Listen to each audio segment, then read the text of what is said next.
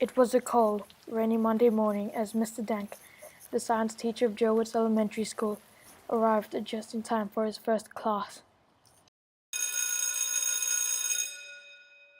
Mr. Dank hurriedly pulled out a model of a skeleton, which had a crack in the leg, from the back of his car.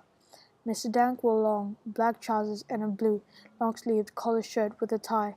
The rain stopped and the sun broke through the dark clouds. As he entered his classroom, his students briskly sat in their seats, with sweat running down their faces, acting as though they were innocent. "Morning, class," Mr. Dank said in a low tone, as he set his books on his desk. "Good morning, Mr. Dank," the class replied.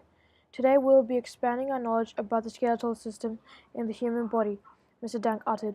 As Mr. Dank took out the model skeleton and set it on his desk, one of his students noticed the crack and asked, "Why does the skeleton have a crack in the leg?" "Oh, I accidentally stood on it when I was at home last night," he mentioned to a student.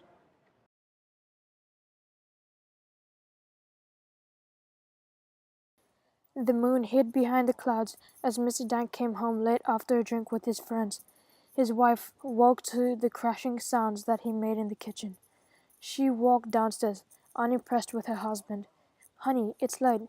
Please go to bed," she said to him as he took wine from the cupboard. "I'm just having a few drinks," Mr. Dank replied solemnly. "But you've been drinking all night, and you've got work tomorrow," his wife said worriedly as she strove to take the bottle out of his hand. "Be quiet, woman. I work so hard for us, and all you do is stay home and get angry at me. I deserve to slack off and have a drink too," he exclaimed as he harshly put down his glass of wine. She made an effort to quickly snatch the wine off him, but failed to do so. He became angry at her and thrashed her with the wine bottle several times until she lay on the floor, motionless, with blood rushing out of her head.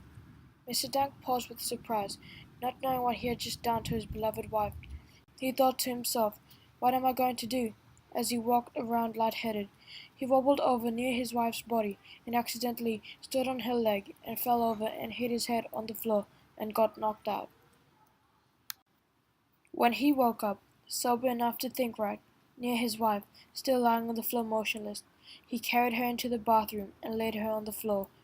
He scurried back to the kitchen and took a knife out of the drawer and hurried back to the bathroom. Mr. Dank then stripped her and washed her cleanly. He took the knife and sliced the skin open from her head to her toes and got rid of all her organs and muscles from her body until it was just a skeleton that was left.